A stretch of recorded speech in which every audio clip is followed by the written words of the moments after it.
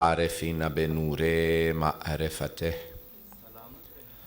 وأثبت فؤاد أنبيائه وأوليائه بقصص الأنبياء والمرسلين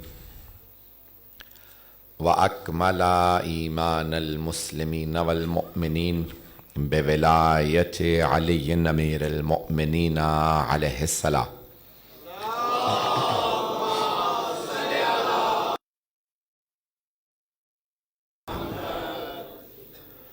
والصلاة والسلام والتحية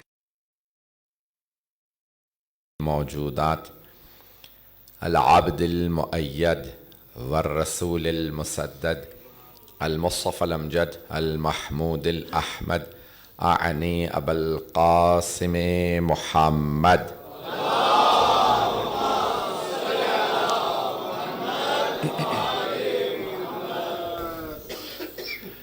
وعلى روحه ونفسه وصهره ووسيه سيد الأتقياء والأسفياء مولى الموالي إمام المتقين علي بن أبي طالب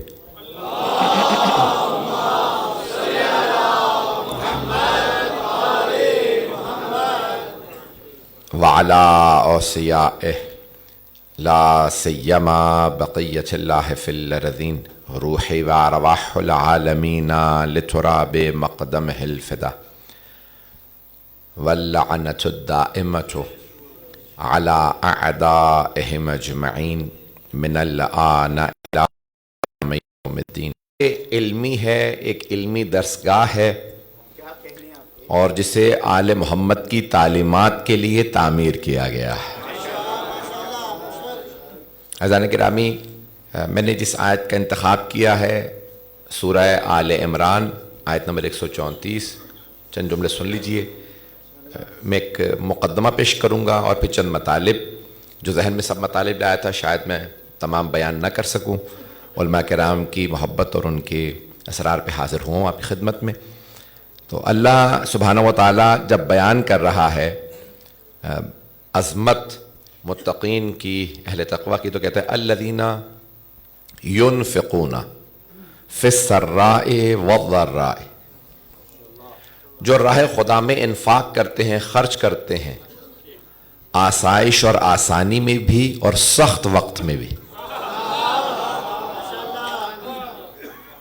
جب آسائش ہو تو بہت سے لوگ انفاق کرتے ہیں، سب نہیں. توجہ ہے، بہت سے آسائش میں ہوتے ہیں پھر بھی راہ خدا میں خرچ نہیں کرتے، انفاق نہیں کرتے. لیکن بہت سے افراد جب آسائش میں ہوتے ہیں تو راہ خدا میں خرچ کرتے ہیں. راہ خدا میں خرچ کرنا انفاق. بہت سے لوگ نوجوان بچے اس کو نفاق سمجھ لیتے ہیں. نفاق منافقت ہے، انفاق خرچ کرنا، دونوں میں فرق ہے. انفاق راہ خدا میں خرچ کرتے ہیں، آسائش ہو، اچھا وقت ہو. لیکن برے وقت میں بہت کم افراد ہوتے ہیں جو راہ خدا میں خرچ کرتے ہیں. اللہ فرما رہا ہے کہ واللہ یحب المحسنین، اللہ کو احسان کرنے والے پسند ہے. اچھے وقت میں تو سبھی احسان کر دیتے ہیں، برے وقت میں احسان کر کے دکھاؤ.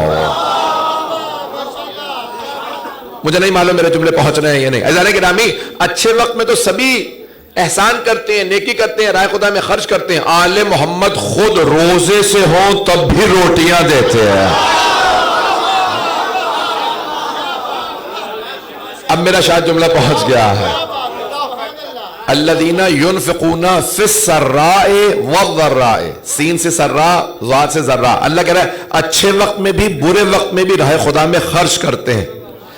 اللہ نے مختلف آیات نازل کی ہیں جس میں اللہ بیان کرتا ہے راہ خدا میں خرچ کرنے والوں کا مقام کیا ہے. پیسہ سب کے پاس ہو سکتا ہے، لیکن اللہ اس پیسے کو اپنے دین پہ خرچ کرنے کی توفیق کسی کسی کو دیتا. ابھی بھی سارا مجمع نہیں ہے، تھوڑی سی توجہ کر لیجئے گا. مکے میں صرف جناب خدیجہ دولت مند نہیں تھی، اب پہنچ گیا. توجہ، مکے میں پیسے والے اور بھی تھے, نام نہ بتاؤں تو شاید بہتر ہو.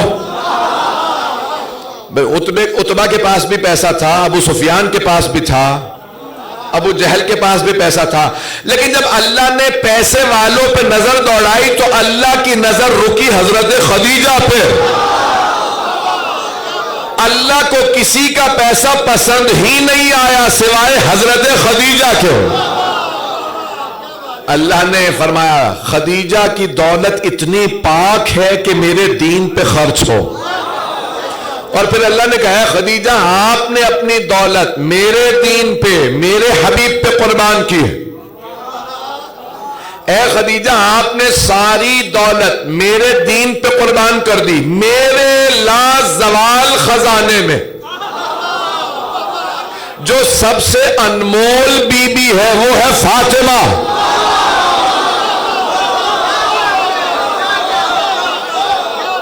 اے خدیجہ ہم نے اپنی فاطمہ آپ کو دی.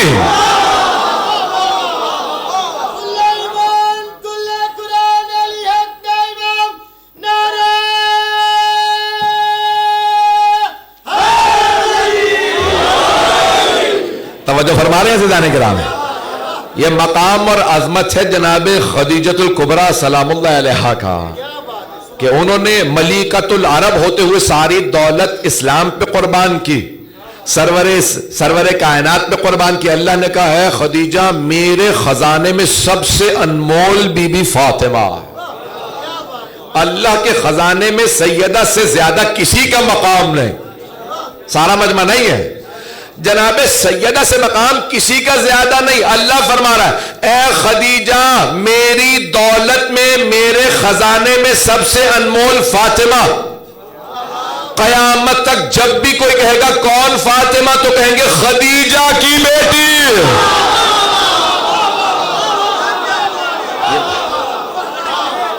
حل جزاء الاحسان الا الاحسان, کیا احسان کا بدلہ سوائے احسان کی اور کچھ ہو سکتا ہے؟ جو مطالب ذہن میں لایا تھا وہ میں پیش نہیں کر پا رہا ہوں. عزیزان گرامی تھوڑی سی توجہ کر لیجیے گا, شاید کوئی اس میں ایک جدید پہلو ہو.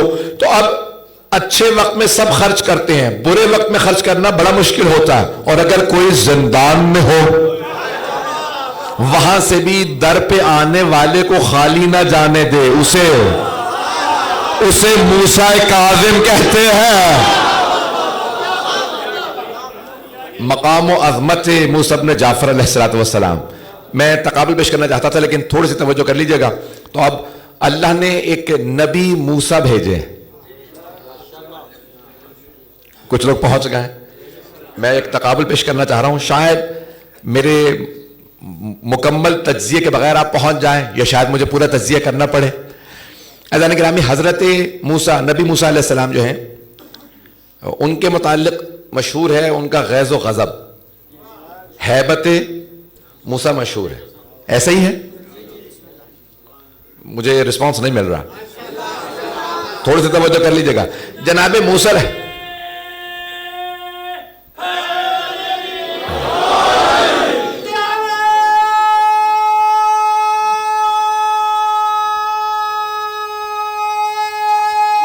سب جواب دیجئے گا بھائی, توجہ سارے, میں آپ کی محبتوں کا ممنون. جملے پہ دوبارہ غور کر لیجئے گا. جناب موسیٰ علیہ السلام, نبی موسیٰ کا غیظ مشہور ہے. غیظ یعنی غضب, ان کا جلال, جناب موسیٰ کی ہیبت. آپ کے ذہنوں میں ہے نا کہ جب گئے تھے کوہ طور پہ, اللہ نے کہا موسیٰ اپنی امت سے کہہ دو 30 دن کے لیے جا رہا ہوں. اللہ کہتا ہے وَأَتْمَمْنَاهَا بِعَشْرٍ, ہم نے 10 دن بڑھا دیے, 10 دن بڑھائے. سارا مجمع نہیں ہے, 30 دن کا وعدہ کر کے 10 دن بڑھائے امت کے امتحان کے لیے. 10 دنوں میں جناب موسیٰ کی امت گمراہ ہو گئی. مسلمان ہم سے کہتے ہیں کیسے ممکن ہے پیغمبر کے بعد لوگ گمراہ ہو جائیں؟ پہنچ گئے نہیں ابھی بھی. 10 دن میں اللہ کہہ رہے ہیں ہم نے 30 راتوں کا وعدہ کیا، میقات موسیٰ 40، 40 دن کی قرار پائی، 10 دن کا اضافہ کیا۔ جناب موسیٰ جب جا رہے تھے نا تو امت پہ جناب ہارون کو متصدی قرار دے گئے، کہا ہارون امت کو گمراہ نہ ہونے دیجیے گا، میں کوہ طور پہ جا رہا ہوں۔ اس کا مطلب ہے جناب موسیٰ کو بھی خدشہ تھا، ابھی بھی لوگ نہیں ہیں۔ جناب موسیٰ علیہ السلام فرعون سے نجات دے کے لائے تھے، نیل میں رسہ بنایا تھا، اتنے معجزات دیکھ کے امت پھر بھی گوسالہ بچڑا پوجنے لگی۔ فارسی میں گوسالہ کہتے ہیں، بچڑا اردو میں کہتے ہیں۔ بھائی سونے کا ایک بچڑا بنایا سامری نے، اور سب سے کہا موسیٰ 30 دن کا وعدہ کر کے گئے تھے، موسیٰ اور اس کا خدا مر گئے، اب گوسالے پہ واپس آ جاؤ۔ جناب ہارون نے کہا او میرے بھائی موسیٰ کے ماننے والوں، سامری کے پیچھے نہ چلنا، تمہیں موسیٰ بتا کے گئے تھے میں ہارون ہوں، پھر بھی امت نے ہارون کو چھوڑا، سامری کے پیچھے چل دی۔ جب جب امت رسول کے ہارون کو چھوڑ دے، پہنچ گئے۔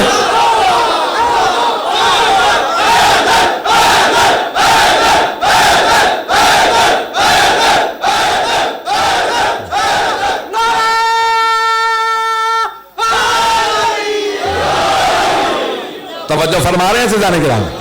بھئی میری آواز سب کو صاف آ رہی ہے؟ عزیزان گرامی، جب جب کوئی بھی امت اپنے نبی کے ہارون کو چھوڑ دے، میں اس جملے میں بہت کچھ کہہ رہا ہوں، جب بھی امت اپنے نبی کے ہارون کو چھوڑ دے، سامری کے پیچھے چل دے، تو امت گمراہ ہو جاتی ہے۔ ابھی بھی نہیں پہنچے، پیغمبر فرما گئے تھے علی منی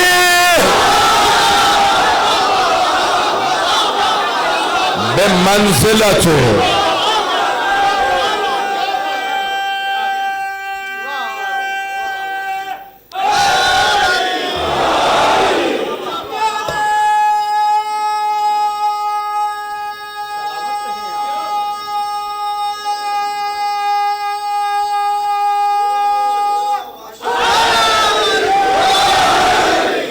توجہ فرما رہے ہیں سزانے کے رہا۔ تو اب جناب موسیٰ کی حیبت کو پیش کر رہا تھا، اشاروں میں بہت سے باتیں کہہ گیا ہوں۔ 40 دن بعد جناب موسیٰ واپس آئے، اللہ نے الواح، لوح کی جمع الواح، لوح تختی تھی، اللہ نے ان پتھروں کی تختیوں پہ توریت نازل کی۔ جناب موسیٰ الواح لے کے آئے، یہ بھی کمال ہے، اللہ نے سارے انبیاء کو صحیفے دیے، کتابیں دی، پہاڑوں پہ بلا بلا کے۔ جب بھی انبیاء کو بلایا کہ پہاڑ پہ آئے، موسیٰ کوہ طور پہ آ جائیے، ہم نے توریت دینی ہے، عیسیٰ جبل سعیر پہ آ جائے، ہم نے انجیل دینی ہے، داؤد فلسطین کے پہاڑ پہ آ جاؤ، ہم نے زبور دینی ہے، ابراہیم صحیفے دینے ہیں، ادریس صحیفے دینے ہیں، پہاڑ پہ آؤ۔ اللہ نے پہاڑوں پہ بلا بلا کے کتابیں دی، لیکن سب سے عظیم کتاب قرآن اپنے حبیب کے لیے رکھی، لیکن بلا کے عطا نہیں کی۔ حبیب جہاں آپ جائیں گے قرآن وہاں آئے گا، آپ مکے میں ہوں گے قرآن وہاں، مدینے میں جائیں گے قرآن وہاں، خدیجہ کے گھر میں ہوں گے قرآن وہاں، ابو طالب کے صحن میں بیٹھیں گے قرآن وہاں، فاطمہ چادر اڑھائیں گی قرآن وہاں، علی کو ہاتھوں پہ اٹھائیں گے۔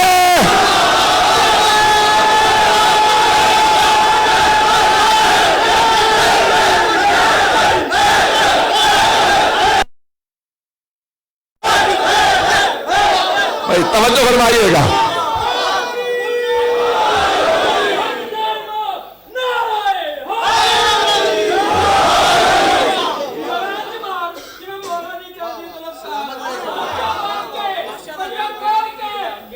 سلامت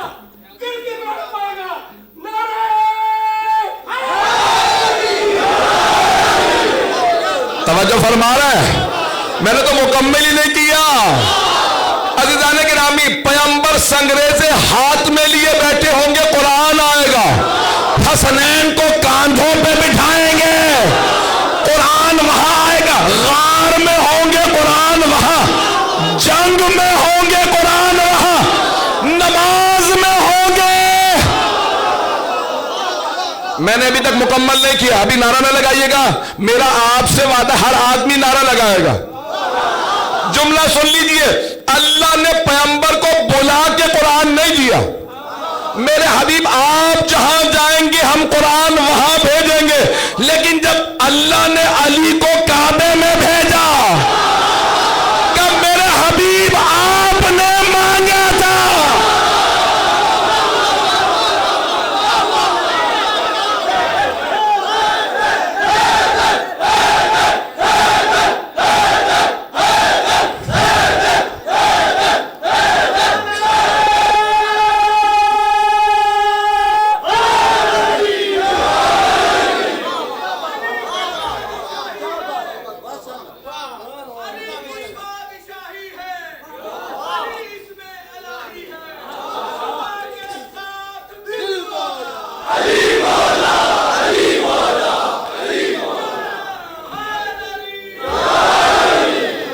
توجہ فرما رہے ہیں سے جانے کے راہ کہ ہیبت، غیر، غضب ہے نا. میں نے اتنی مثالیں دی تھی پھر بھی سب ہاں نہیں کہہ رہے. ہے ہیبت، ہے غیظ. غیظ عربی کا لفظ ہے، غین یہ زوئیں آپ کی زبان میں کہتے ہیں نا، غیظ، غضب یہ. اب آئیے ذرا جو آیت میں نے تلاوت کی، جس کا تلاوت کا شرف حاصل کیا، اس میں کیا؟ الذین ينفقون فی السراء والضراء والکاظمین الغیظ. کاظم کی جمع کاظمین. اللہ کہہ رہا ہے اور وہ جو غیظ و غضب غصہ پی جائے. اب شاید بہت سے پہنچ گئے. اللہ نے ایک نبی موسیٰ علیہ السلام بھیجے تھے جن کا غیظ مشہور تھا. اب اللہ کو ایک امام موسیٰ بھیجنے کی ضرورت تھی جو کاظم ہو. اب پہنچ گئے بہت سے حضرات. والکاظمین الغیظ. عزیزان گرامی، آل محمد کا مقام زیادہ ہے. آئیں اللہ جملہ پیش کر دوں، میری اس پہ بڑی محنت ہے. اگر یہ جو اب پیش کرنے لگا آپ نے پہلے کسی اور سے سن لیا ہو، اس کی محنت نہیں، میری محنت ہے اس پہ. عزیزان گرامی، اللہ نے 14 کو بھیجا ہے تاکہ وہ بتا سکیں یہ اس کے نمائندے ہیں. وہ محمود ہے، اس نے محمد کو بھیجا. وہ اعلیٰ ہے، اس نے علی کو بھیجا. وہ فاطر السماوات والارض ہے، اس نے فاطمہ کو بھیجا. وہ محسن ہے، اس نے حسن کو بھیجا. وہ قدیم الاحسان ہے، اس نے حسین کو بھیجا. وہ معبود و مسجود ہے، اس نے عابد و سجاد کو بھیجا. وہ علیم و خبیر ہے، اس نے باقر العلوم کو بھیجا. وہ اصدق القائلین، اس نے جعفر الصادق کو بھیجا. غیظ و غضب پہ اسے قابو تھا، اس نے موسیٰ کاظم کو بھیجا. مرضات کا مرکز اس کی ذات تھی، اس نے علی ابن موسیٰ رضا کو بھیجا. تقویٰ وہ عطا کرتا ہے، اس نے محمد تقی کو بھیجا. نقاوتیں اور پاکیزگیاں اس کی ہے، اس نے علی نقی کو بھیجا. ہیبت اس کی ہے، اس نے حسن عسکری کو بھیجا. وہ غیب مطلق ہے، اس نے مہدی منتظر کو بھیجا. اس نے حجت اللہ بقیت اللہ امام زمان علیہ السلام بلند تر صلوات. اللہم صلی اللہ. توجہ فرما رہے ہیں جانے کے راہ. تو اب ایک موسیٰ نبی علیہ السلام آئے تھے جن کا غیظ مشہور تھا. اب ایک ایسے امام اور حجت کی ضرورت تھی جو کاظم ہو. امام کے القاب میں سے ایک لقب ہے، سب سے مشہور لقب تو کاظم، لیکن حدیث کی کتابوں میں کئی مرتبہ، اب یہاں پہ علماء طلباء موجود ہیں، بڑی ذمہ داری سے پیش کروں، عبد صالح، عبد صالح، نیک بندہ. کیوں؟ مولا بغداد میں بہت رہے، صوفیاء کا زور تھا، بڑے بڑے صوفیاء موجود تھے. میں نے نام تو نہیں لیا نا، آپ تو پہنچ گئے ہوں گے. اگر پاکستانی بھی نہ سمجھے پھر کون سمجھے گا؟ بڑے بڑے صوفیاء سب کے مزار آپ جائیں گے نا تو آپ کو وہیں جنید بغدادی ہوں، غوث اعظم ہوں، نہ جانے کتنے صوفیاء، ہر چپے چپے پہ مزار ہے. اور وہاں ایک ایسے امام تشریف لائے کہ سارے صوفیاء ان کے قدموں میں آ گئے. میں پہنچا نہیں پا رہا ہوں، کچھ لوگ پہنچ گئے ہیں، میں اپنے انداز سے پیش کروں گا، اگر گلا ساتھ دے گا. عزیزان گرامی، بڑے بڑے صوفیاء امام کے غلاموں کے شاگرد.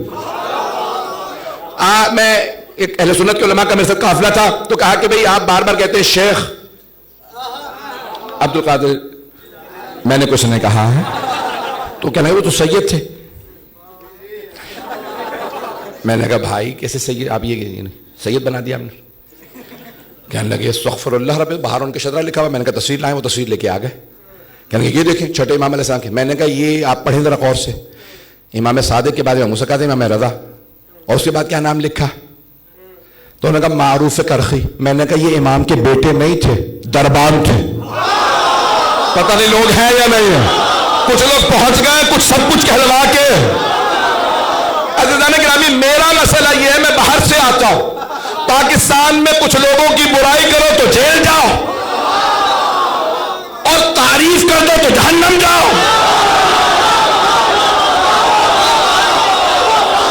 پتہ نہیں لوگ ہیں یا نہیں ہیں. میری مجبوری سمجھیں. ایسا نہیں کیا محبت کا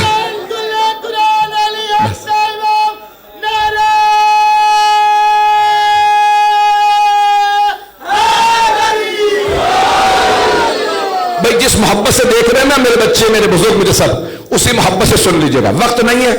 اور اب معروف کرخی امام کے دربان تھے، علماء موجود ہیں، ان کی تاریخ اٹھا کے دیکھ لیجئے گا. اور یہاں تک ملتا ہے کہ بہت سے مسئلے جب لوگ ان کے پاس لے کے آتے تھے نا، امام رضا سے سفارش کر دو. دربان تھے، گھر کے چوکیدار تھے.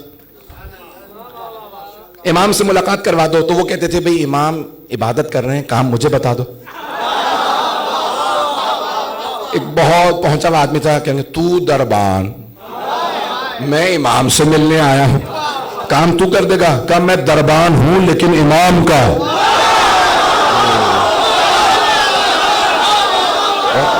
غور کر رہے ہیں؟ میری باتیں پہنچ رہی ہیں؟ کہ چھوٹے موٹے کام تو میں ہی کر دیتا.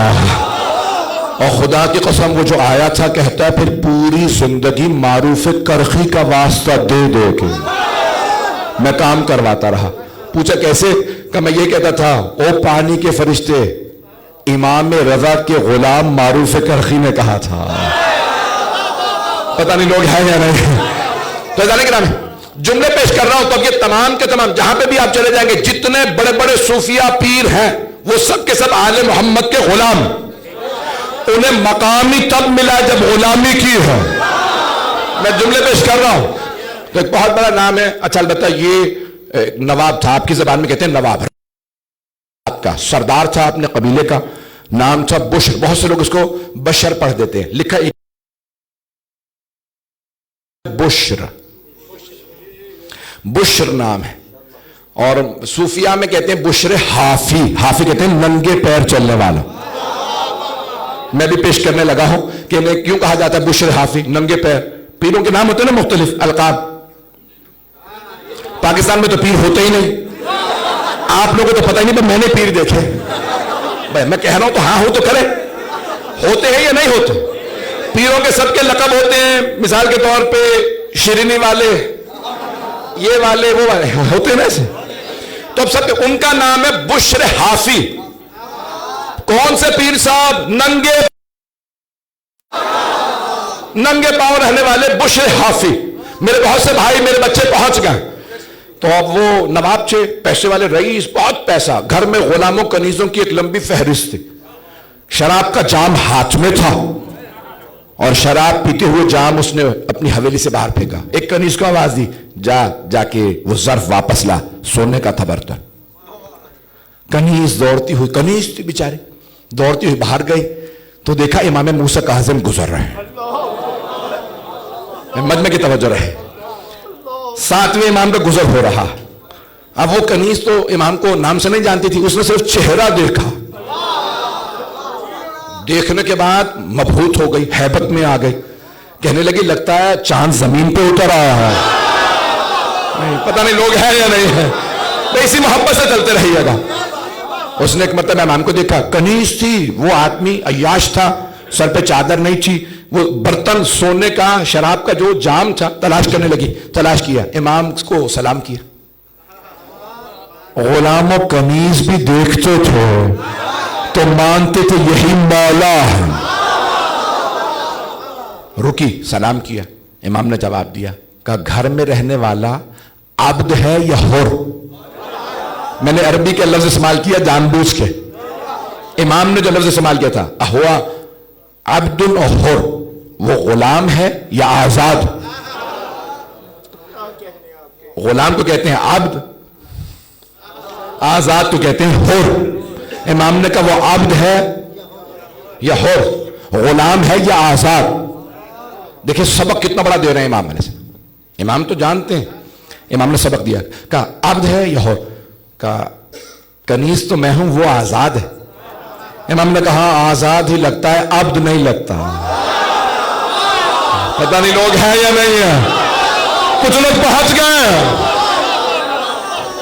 امام نے کہا عبد نہیں لگتا, عبد ہوتا تو یہ حرکتیں نہ کرتا. وہ کنیز سی سادہ تھی, دوڑتی ہی واپس آئی. بشر نے سوال کیا اتنی دیر سے کیوں آئی ہے؟ تو اس نے لفظ استعمال کیا عبد صالح کا گزر ہو رہا تھا. پتہ نہیں لوگ ہیں یا نہیں. آپ جب تشہد پڑھتے کہتے ہیں وَأَشْهَدُ أَنَّ مُحَمَّدًا عَبْدُهُ وَرَسُولُهُ, وہ کنیز سی پھر بھی مان رہی تھی, امت نہیں. امام رسول جیسے ہیں. پتہ نہیں لوگ ہیں یا نہیں. کہ عبد صالح کا گزر ہو رہا تھا. کہ میں کچھ دیر رک گئی.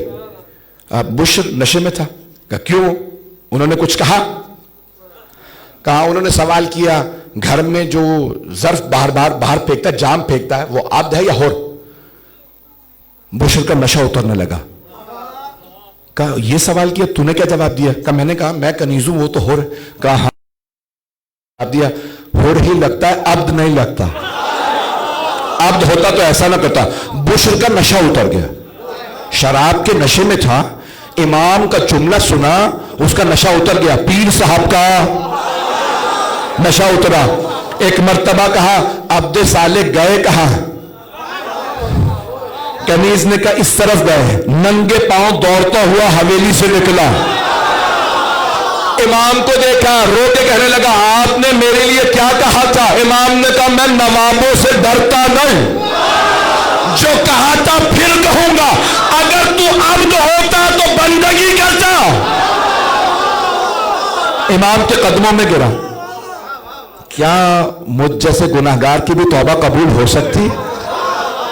امام نے کہا تو ضمانت دے, آئندہ گناہ نہیں کرے گا. میں ضمانت دیتا ہوں, میں شفاعت کروں گا. پتہ نہیں لوگ ہیں یا نہیں. امام نے کہا میں ضمانت دیتا ہوں. اس نے کہا آج سے قسم آپ کی گناہ نہیں کروں گا. وہی شرابی,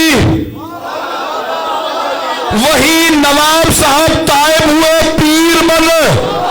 بڑے بڑے پیر ان کے مرید تھے.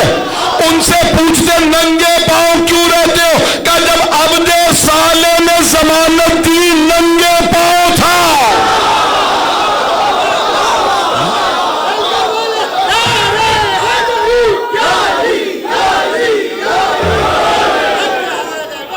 کہ جب ضمانت ملی تو میں ننگے پاؤں تھا. کہ اب میں جوتے اس لیے نہیں پہنتا تاکہ یاد رہے میری توبہ قبول ہو چکی ہے. پتہ نہیں لوگ ہیں یا نہیں ہے. حافظ اس لیے ننگے پاؤں رہتا ہوں. آج ساری دنیا میں بہت سے بغداد میں پھر بعد میں یہ مزارات دیکھ کے آیا کہ کون کون ہے. امام موسیٰ کاظم کے صدقے میں کتنے لوگ پیر بنے. ایک اور پیر کا نام بتا کے ہے وقت نہیں رہا. میں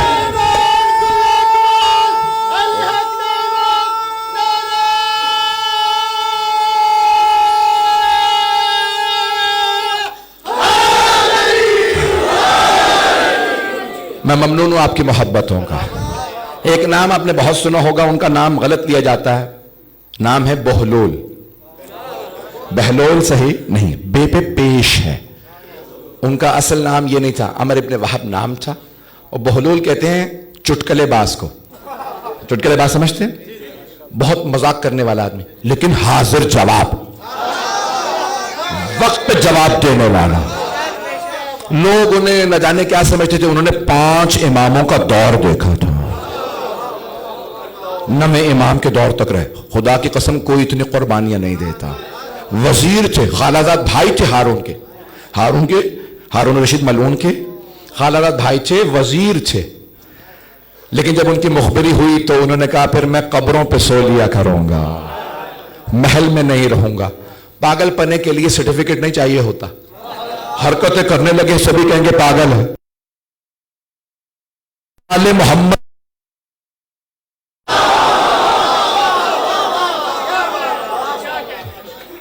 لوگوں نے کہا بھئی یہ شیعہ, مخبری ہو گئی تھی ان کی. تو امام کے مخبر بیٹھے تھے, اس نے امام کو دیکھا, بہلول نے کہا مولا آپ تو سمجھے میں کیوں آیا.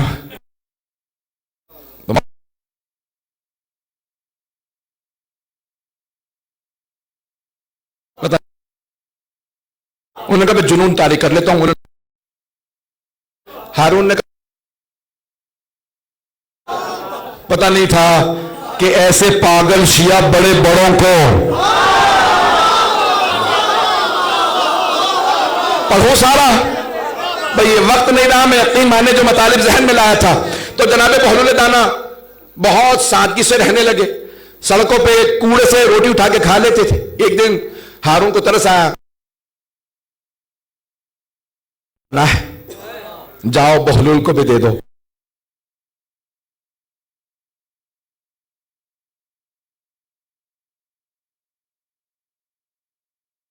انہوں نے بھائی نے کہا بے وقوف پاگل, تو نے سنا نہیں, وقت لے, تو آہستہ بولو, کتے سنے.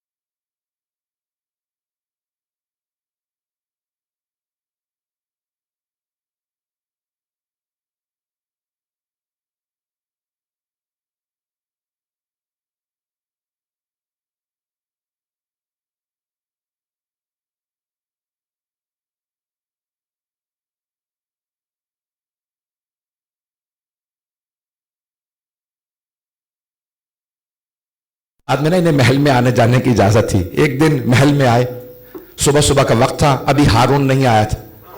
جا کے تخت پہ بیٹھ گئے. درباریوں نے تخت سے اتار کے مارنا پیٹنا شروع کر دی. محلے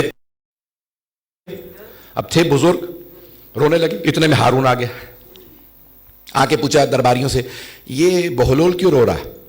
کہ حضور آپ کے تخت پہ بیٹھ گیا تھا تو ہم نے پٹائی کی.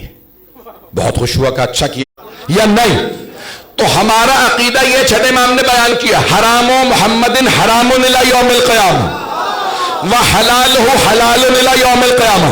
محمد صلی اللہ علیہ وآلہ وسلم کا حرام قیامت تک کے لیے حرام, اور ان کا حلال قیامت تک کے لیے حلال.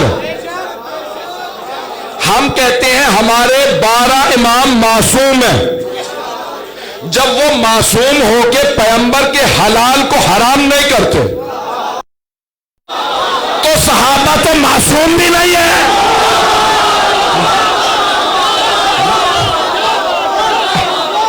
انہیں حق نہیں ہے.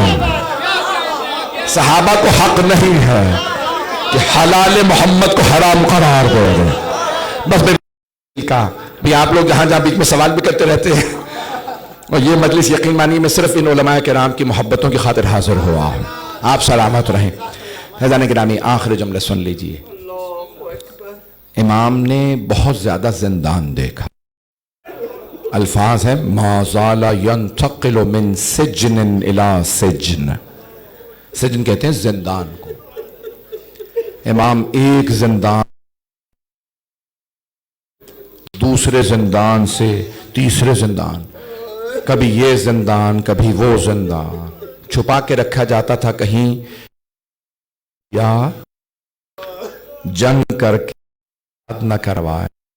امام بار بار کہتے تھے خبردار میرے بیٹو جنگ نہ کرنا کا زخم تازہ.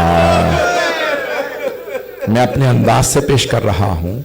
ائمہ علیہ السلام نے پھر واقع کربلا کے بعد کہا یہ سادات کے دشمن ہیں، یہ چاہتے ہیں ائمہ کی نسل کو مٹا دیں. بنی امیہ بنی عباس نے آل محمد کا نام استعمال کیا اور پھر بنی امیہ جیسا ہی ظلم کیا. بس ایک جملہ سن لیجئے گا. امام 18 بیٹوں کے باپ تھے. بعض نے زیادہ لکھے 18 بیٹے 19 بیٹیاں امام کے. آپ جانتے ہیں نا بیٹیوں کو باپ سے زیادہ محبت ہوتی ہے، بیٹوں کو ماں سے. اور اگر بیٹیاں جانتی ہوں باپ باب الحوائج ہے تو ہر بیٹی انتظار تو کرتی ہوگی نا عید پہ تہوار پہ لینے آئے. میں جملہ پڑھ گیا ہوں. عزیزان گرامی مختلف زندانوں میں رکھا گیا. تفصیل کا وقت نہیں، بس ایک جملہ پیش کر دوں. مرحوم آغائے اشتہاردین نے یہ جملہ لکھا ہے اپنے مقتل میں امام موسیٰ کاظم علیہ السلام کے مصائب میں کہ آخری مرتبہ جب امام کو گرفتار کیا تو آپ روضہ رسول نماز پڑھ رہے تھے. نماز کی حالت میں ہارون الرشید ملعون کی فوج پہنچی اور کہا جس حالت میں، ہارون نے حکم دیا تھا جس حالت میں ہو گرفتار کر لینا. ایک آدمی نے کہا رک جاؤ یہ اہل بیت ہے نماز مکمل کر لیں. دوسرے نے کہا نہیں اسی حالت میں گرفتار کر لو. دیکھیں گے میری طرف. امام نماز پڑھ رہے تھے، اچانک ایک ملعون نے گلے میں زنجیریں ڈالے، دوسرے نے ہاتھوں کو باندھنا شروع کیا، ایک نے پاؤں میں بڑیاں پہنائی، آواز سے کھینچنا شروع کر گئے. امام نماز کی حالت میں تھے، گرایا گیا. جب گھسیٹنے لگے نا، اگر دیکھ سکے دیکھیے گا، امام نے ایک مرتبہ روضہ رسول کو دیکھا، آنسو بہنے لگے، کہا یا جدہ، اے میرے جد رسول خدا، اب بتائیے میرا کیا جرم تھا، مجھے دوبارہ گرفتار کر لیا گیا. جب لے جانے لگے، کہاں لے گئے؟ بغداد. آپ جانتے ہیں نا کہ امام کے مختلف بیٹوں کو امام مختلف کاموں پہ ہمیشہ تجارت میں، میں جانتا ہوں بہت سے لوگ برداشت نہیں کریں گے، میں بڑے اختصار کے ساتھ کوشش کروں گا، بڑے ادب کے ساتھ امام کے مصائب پڑھوں. اگر دیکھ سکے تو دیکھیے گا، نہیں تو آنکھیں بند کر کے ذرا بغداد چلیے. 12ویں امام فرماتے ہیں میرا سلام میرے اس دادا پہ جنہیں فی قعر السجون، جنہیں زندان کی تاریکیوں میں شکنجہ کیا گیا. آج بھی اگر کسی کو زندان میں جیل میں اذیت دی جائے نا تو مہینوں آ کے بتاتا ہے مجھ پہ ایسا شکنجہ کیا ایسا. لیکن خدا کی قسم امام موسیٰ کاظم کی زبان سے ایک بھی شکوہ نہیں آیا. امام بار بار کہتے پروردگارہ تیرا کیسے شکر ادا کروں، میں نے تجھ سے تنہائی مانگی تھی، تو نے ایسی تنہائی دی ہے کہ نہ سوائے تیرے کوئی اور ہے نہ سوائے میرے کوئی اور ہے. بڑے بڑے سخت زندان تھے. بس بھئی جس جملے پہ تمام کرنا چاہتا ہوں، میرا گلا اس وقت ساتھ نہیں دے رہا.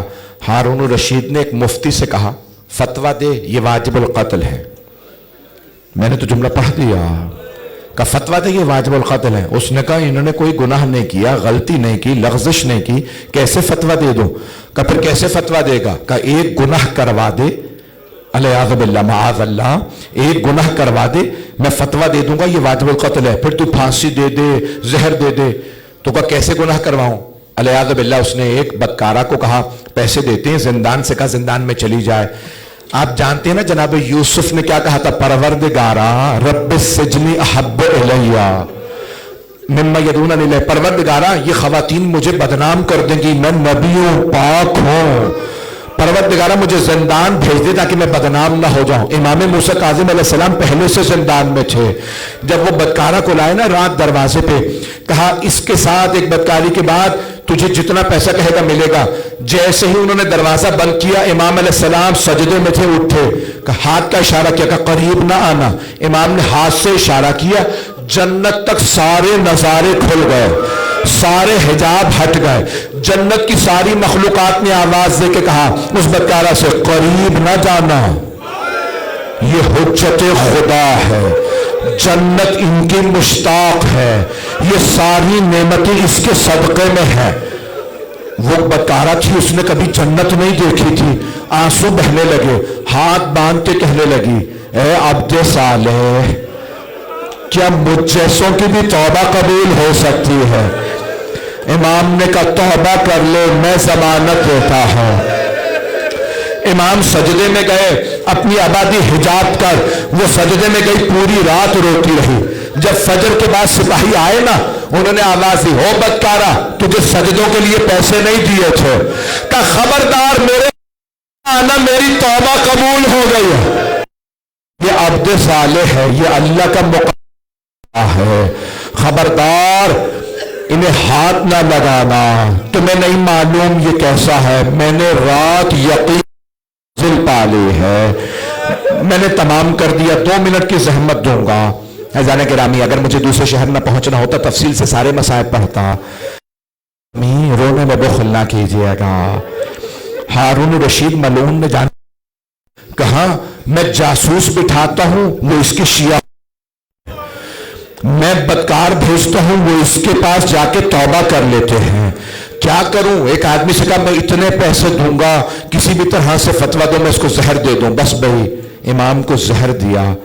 رات کا وقت تھا جب زہر دیا، میں ایک بیٹے نے تڑپنا شروع کیا، اپنے گھر میں کر رہے ہیں. ساری بہنیں آئی ہیں، میں نے پوچھا بھیا کیا بات ہے؟ آنسو اتنی بلند آواز گریا کہ آج رات بابا کو زہر دے دیا گیا. ساری امام موسیٰ کاظم کی ساری بیٹیاں رونے لگی. اے بھائی رضا، امام کو ہمارے بابا کو زہر دیا. ہاں ہمارے بابا کو زہر تمام کر دیا. اگر دیکھ سکتے تو میری طرف دیکھیے گا، تاریخ میں 3 ایسے تابوت ہیں جن پہ ہمیشہ زنجیریں ہوتی ہیں. میں نے سن لیا. پہلا تابوت امام زین العابدین کا، شام کے زندان میں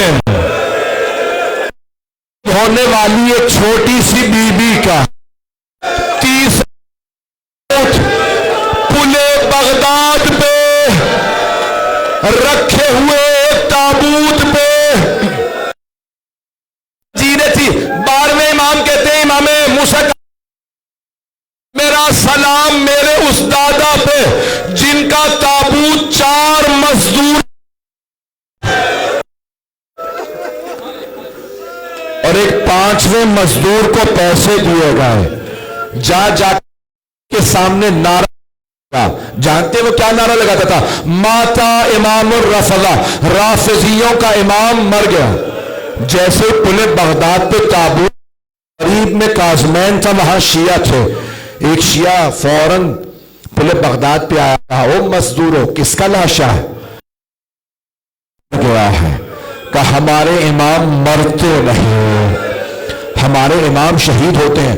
اس نے آواز دی شیعوں آ جاؤ، ہمارے امام کا تابوت ہے. جب شیعہ تابوت اٹھانے لگے نا، ایک شیعہ بہت زیادہ عقیدت مند تھا، اس نے ایک مرتبہ کفن کھولا. کہ مولا خود بتائیے، اپنی موت مرے ہیں یا آپ کو قتل کیا گیا؟ امام نے، مرحوم آغا اشتہاردی کہتے ہیں، آیت اللہ اشتہاردی کہتے ہیں، امام نے آواز قتلاً قتلا، انہوں نے مجھے زہر دیا ہے۔ جیسے تابوت اٹھایا شیعہ ماتم کرنے لگے، رونے لگے، ہمارے امام کو شہید کر دیا۔ بس بھئی تابوت آنے والا، 1 منٹ کی زحمت دوں گا، سارے مجمع کی توجہ میرے ساتھ رہے۔ ابھی آپ تابوت کی زیارت کریں گے، جس کے 18 جوان بیٹے ہوں، 4 مزدوروں کو پیسے دے کے تابوت اٹھوایا گیا۔ جب ایک مرتبہ کاظمین میں تابوت لائے نا تو سب پریشان تھے، امام کو قبر میں کون اتارے گا؟ اتنے میں سب نے دیکھا مدینے کی جانب گریبان کھلا ہے، سر پہ امامہ نہیں، ننگے پاؤں۔ وہ جوان آیا، سب نے راستہ بنایا، اس جوان نے اپنے آپ کو تابوت پہ گرا دیا، سینے سے سینہ ملایا اور رو کے وہ جوان کہنے لگے بابا میری بہنیں انتظار میں تھی۔ ہائے امام موسیٰ کاظم، ہائے امام موسیٰ کاظم۔ بس بھئی تابوت برآمد ہو رہا، آخری جملہ سن لیجئے۔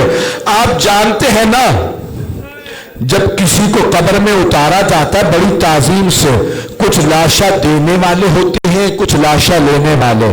ایک